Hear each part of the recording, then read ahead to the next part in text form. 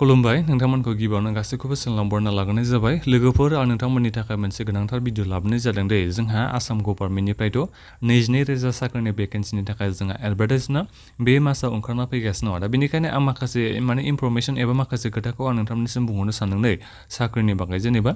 जोंहा मा डिपार्टमेन्टनिफ्राय साख्रिया फैनो हागौ सेलेक्शन प्रसेसआ माबायदि जानो हागौ आरो बेजों लोगोसेनो जोंनि फरायनाया मा साख्रिनि थाखाय माबायदि जानांगौ आं बेखौ एसे खोन्थाहरनो सानदों जाहाथे नोंथांमोना एसे मिथिनानै लानो हाखायो नोंथांमोना भिडिअखौ बेनिखायनो जोबजासिम नायलांबानो जाबाय नोंथांमोननिसिम आरो आं गुरै खावलायहरो नोंथांमोना सोरबाफोर चेनेलाव गोदानै फैदोंबा अननानै चेनेलखौ साबस्क्राइब खालामना लालायलायदो जाहाथे बेबायदि नोंथांमोना आपडेटखौ मोननो हायो गिबियावनोथ' आं नोंथांमोननिसिम खोन्थाहरनो सानदों जोंहा बे साख्रिनि एडभार्टाइजमेन्टआ माला ओंखारना फैगोन जोंहा बे 22,000नि एसे बारा जानो हागौ भेकेन्सिया आं बेखौ नोंथांनिसिम बुंनाय जायो जायखिजाया बे आसामनि चिफ मिनिस्टार हिमन्त बिश्व शर्मा बिथाङा बुंनाय बायदिबा जायखिजाया जुलाइ मासाव साख्रिनि एडभार्टाइजमेन्टआ ओंखारना फैगोन होननानै बिथाङा बुंदों दा जोंहा जुलाइ मासाथ' जोबनानै थाङाखै दासिमबो जों एडभार्टाइजमेन्टखौ मोननो हायाखै जायखिजाया नोंथांमोना हमना लाबानो जाबाय जेनेबा जुलाइ मासनि लास्ट उइकआव नोंथांमोना बे एडभार्टाइजमेन्टखौ नुनो मोनगोन दे जायखिजाया बे जुलाइ मासनि लास्ट उइकनि गेजेराव नोंथांमोना मोननो हागोन बारा गोबाव सम गैला साननै सानथामनि उनाव नोंथांमोना बे एडभार्टाइजमेन्टखौ मोननो हागोन दा बेनि उनाव जेनेबा एडभार्टाइजमेन्टखौ होखांनायनि उनावनो जोंहा एग्जामनि डेटआबो ओंखारना फैगोन जायखिजाया मास मोनसेनि उनावनो नोंथांमोननि बे एग्जामा जागोन दे दा बेनिखायनो जोंहा बारा गोबाव सम थाहैया जेरैबायदि सिगाङाव एग्जाम जादों बेबायदिनो जायो जेनेबा एडभार्टाइजमेन्ट होखांनायनि उनाव एप्लाइ जाखांनायनि उनाव जेनेबा एप्लाइ स्टार्ट जानायनि उनावनो जोंहा माने जायखिजाया हमना ला मास मोनसेनि उनाव एग्जामा जायो होननानै दा बेनिखायनो दायो बारा गोबाव जोंहा सम गैखाला दा बेनिखायनो जायफोर नोंथांमोना फरायनायखौ स्टार्ट खालामाखैबा आं बेखौनो गुरै खावलायहरनाय जाबाय फरायनायखौ दानिफ्रायनो स्टार्ट खालामखादो जाहाथे नोंथांमोना माने एसे इजि मोनहैयो उनाव माने फरायनायाव एसे माने हाख'वा जाहैनाय नङा दानिफ्रायनो नोंथांमोना फरायखायोबा दानिया फैदो जोंहा मा डिपार्टमेन्टनिफ्राय साख्रिया फैनो हागौ आसाम पुलिसनिफ्रायथ' जोंहा साख्रि फैगोन होननानै बेथ' कनफार्म जाखाबाय बे आसाम पुलिसनिफ्रायथ' जोंहा फैखागोनखा नाथायबा मा पस्टनि थाखाय फैगोन बेखौ दा बुंनो हाया दे ABOB कनस्टेबल बिनिफ्राय थानो हागौ SI निफ्रायबो माखासे भेकेन्सि थानो हागौ नाथायबा ग्रेड 4नि थाखायबो थानो हागौ बायदि मोनदों आङो जायखिजाया बुंनो हाया जायखिजाया आसाम पुलिसनिफ्राय साख्रि फैगोन आं बेखौल' नोंथांमोननिसिम बुंहरनो हायो दा बिनिफ्राय बे जोंहा 22,000 साख्रिनि भेकेन्सिनि सिङावनो जोंहा बे ग्रेड 3 आरो बे ग्रेड 4नि साख्रिनि भेकेन्सियाथ' थाखागोन सेलेक्शन प्रसेसआ सिगाङाव जेरैबायदि जानाय बेबायदिनो जागोन बेखौ नोंथांमोना हमना लाबानो जाबाय बे ग्रेड 3 आरो बे ग्रेड 4नि थाखाय आसाम पुलिसनिया जोंहा जेरैबायदि सिगाङाव आसाम पुलिसनि बे साख्रिनि थाखाय सेलेक्शन प्रसेसआ जेरैबायदि जानाय बेबायदिनो जोंहा सेलेक्शन प्रसेसआ जागोन दे बिनिफ्राय जोंहा माखासे एडुकेशन डिपार्टमेन्टनिफ्रायबो जोंहा भेकेन्सि ओंखारना फैगोन होननानै जों खोनानो मोननाय जादों नाथायबा आं बेहाय नोंथांमोननिसिम कनफार्मेशन खालामनो हाया दे जोंहा बे APDCLनि साख्रिया बे जोंहा बे 22,000 साख्रिनि भेकेन्सियावनो इनक्लुड जागोन ना जाया आं बेखौ बुंनो हाया आरो बेजों लोगोसे एग्जामखौ सोर कन्डाक्ट खालामगोन आं बेखौबो बुंनो हाया दे जोंहा बे APDCLनिखौ मानो होनोबा जोङो एसे सिगाङाव खौरां मोननाय जादोंमोन जेनेबा APDCLनि बे साख्रिखौ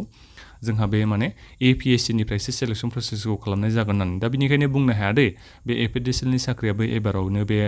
22,000 साख्रिनि सिङावनो फैगोन ना फैया आं दा बेखौ नोंथांमोननिसिम बुंहरनो हाया बिनिफ्राय जोंहा आरो बे ग्रेड 3 आरो बे ग्रेड 4 बिनिफ्रायथ' जोंहा सेलेक्शन माबाया साख्रियाथ' फैखागोन बेखौथ' गासिबो मिथिखायो सेलेक्शन प्रसेसआ एखेयानो जायो बेखौ आं नोंथांमोननिसिम बुंखाबायनोसै बिनिफ्राय जोंहा माखासे आरो बेलेग डिपार्टमेन्ट फैबावगोन जेरै माखासे एग्जिकिउटिभ भेकेन्सि फैगोन होनना बुंनाय जादों बेफोरनि थाखाय जोंहा फरायनाया बेसेबां जानांगोन आं बेखौ नोंथांमोननिसिम बुंहरनो हाया दे जायखिजाया आं बेखौनो नोंथांमोननिसिम माने गुवारै बुंहरनाय जायो साख्रि लायै साख्रि फरायनाया एसे बेलेग जानो हागौ आरो बे फरायनायाथ' एसे बेलेग नांखागोन बेखौ नोंथांमोना गासैबो मिथिखायो जेरै ग्रेड 4नि साख्रिनि थाखाय नोंथांमोननि फरायनाया एसे बेलेग नांगौ ग्रेड 3नि थाखाय नोंथांमोननि फरायनाया जायफोर कम्पिउटार सार्टिफिकेट गोनां नोंथांमोननि थाखाय भेकेन्सिया एसे बेलेग फैयो जायफोर कम्पिउटार सार्टिफिकेट गैया नोंथांमोननि थाखायबो जोंहा भेकेन्सि फैयो दा बेनिखायनो जोंहा साख्रि लायै साख्रि फरायनाया बेलेग नांगोन नोंनि क्वालिफिकेसननि रिक्रुटमेन्टआ बेलेग जानांगोन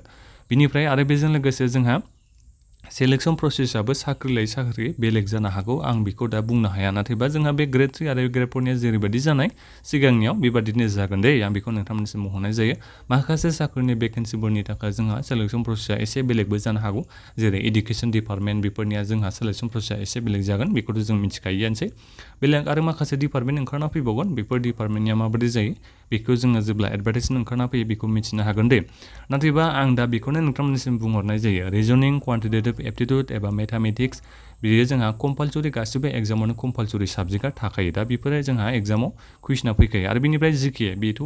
100% गासिबो एग्जामावनो थाखायो दा बेनिखायनो बेफोरखौ नोंथांमोना फरायना लाबानो जाबाय साइन्सनिफ्रायबो जोंहा कुइसना फैखायो बिनिफ्राय इन्टारभिउ आरि जागोन बेफोरखौ नोंथांमोना एसे उनाव मिथिनो हागोन सेलेक्सन प्रसेसआ माबायदि जायो बेफोरखौ आरोबाव एसे आपडेट मोननो हागोन जेब्ला एडभार्टाइजना फैयो बेलेग साख्रिनि थाखाय ग्रेड 3 आरो बे ग्रेड 4नि थाखायथ' मिथिखायो एखेयानो जागोन सिगाङाव जेरैबायदि जानाय बेबायदिनो दा आरो आं बेखौनो बुंहरनाय जायो दै आं गाबोननिफ्राय नोंथांमोननि थाखाय जोंहा जेनेरेल नलेजनि आं माखासे कुइसनखौ लाबोनाय जागोन आं माने दासान्दि बेखौनो एसे माबा खालामखादोंबो नागिरबाय थाखादोंबो जायफोर माने कुइसनफोरा गोनांथार नोंथांमोननि थाखाय आं बेफोरखौ एसे माने माबा खालामदों आरो एसे माने नागिरनानै आं बुथुमगासिनो दङ दा बेनिखायनो नोंथांमोना चेनेलाव एसे आपडेट थाबानो जाबाय बे चेनेलनि गेजेरजोंबो नोंथांमोना माखासे कुइसनखौ मोननो हागोन आरो गावनो नोंथांमोना एसे गोसो होनानैबो फरायखाबानो जाबाय जोंहा बारा गोबाव सम गैलिया दे दा बेखिनियानोमोन माबाफोर सोंनांगौ दङबा नोंथांमोना भिडिअ कमेन्ट बक्सआव कमेन्ट खालामनो हागोन आरोबाव जोंहा माखासे बैसोनिबो फेक्टर थागोन दे जोंहा बेहाय एप्लाइ खालामनायाव बेखौ नोंथांमोना एसे मिथिना लाबानो जाबाय बैसोनि बे एसे खोथा फैगोन